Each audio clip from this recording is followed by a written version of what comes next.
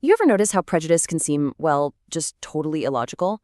Like, the stereotypes people throw around about a single group of people can be so bizarrely contradictory, it just doesn't make sense. Well, today, we're going to dive into a pretty deep psychological framework that tries to explain this. The idea is that maybe, just maybe, the hatred we see pointed outwards actually starts from a conflict deep down inside ourselves. All right, so let's start with the big puzzle right in front of us. Just think about the kinds of stereotypes aimed at a single group. How can someone be seen as both all-powerful and, at the same time, weak? Cunningly brilliant and also stupid? How can both of those things live side by side in someone's head?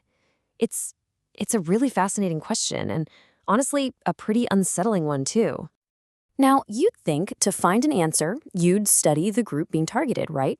But some of the biggest names in psychology did the exact opposite. They didn't focus on the out there at all. Instead, they turned the camera around, pointing it inward. They suggested that the real answers, they're not out there. They're inside the complicated and, often messy world of the person who holds the prejudice. Okay, so our first lens for looking at this comes from the father of psychoanalysis himself, Sigmund Freud. He's the one who gives us this really foundational idea for understanding that internal tug-of-war. That conflict he believed is just a core part of being human. And that core idea, it's called ambivalence. It's basically the fact that we can hold two totally opposite feelings, like, love and hate, or admiration and resentment, for the exact same person or object at the exact same time. I mean, we've all felt that, right? For Freud, this tension, this pull between opposite feelings, that's not a bug. It's a feature of our psychology. So you can probably see how this starts to crack open our puzzle, right? Someone could, at the same time, both admire and hate a group. And that creates this really unstable, constant bouncing back and forth between two emotional extremes. That internal fight then just bubbles up to the surface as these completely contradictory statements and actions. All right, let's build on that idea with our second lens. For this, we're turning to the French psychoanalyst Jacques Lacan, and he gives us this incredible metaphor for how we even figure out who we are, and, crucially, how that whole process can get seriously twisted. Lacan called it the mirror stage. Just picture a baby, right? For the first time, they see their reflection in a mirror and have that aha moment. Hey, that's me. It's this huge step where we start to see ourselves as a whole, separate person. But, and this is the key part, it means our very first sense of self is formed by looking at something outside of us.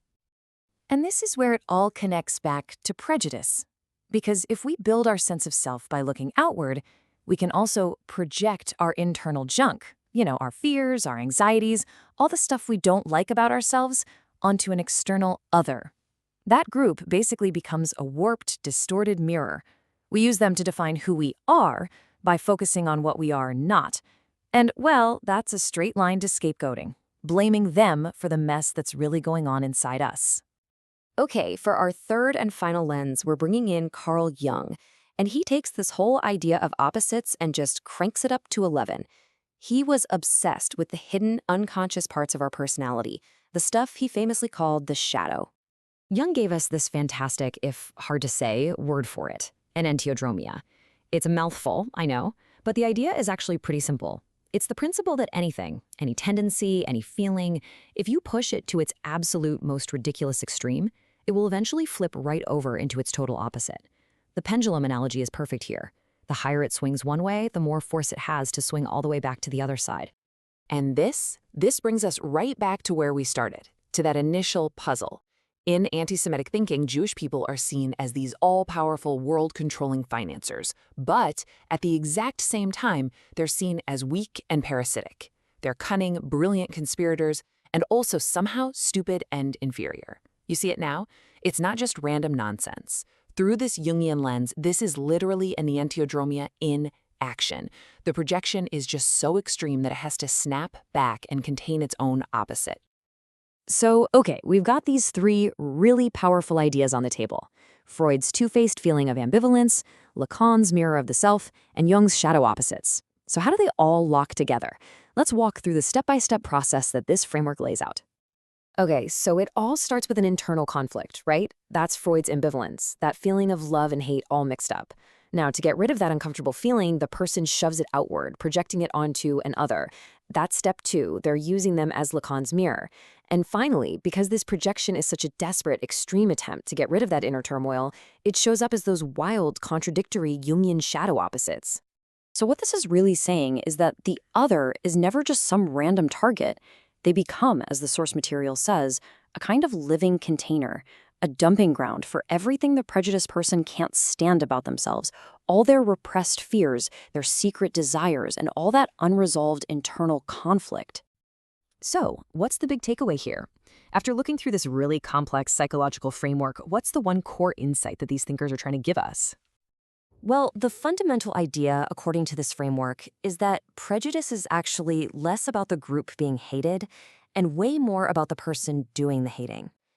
It suggests that some of the ugliest things we see directed outward are really just a mirror, a reflection of a war being fought on the inside.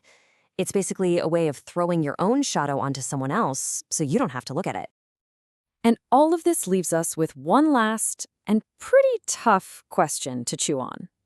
If prejudice really is a kind of projection, then what can we learn, not about other people, but about ourselves, by taking a hard, honest look at the shadows we cast onto others?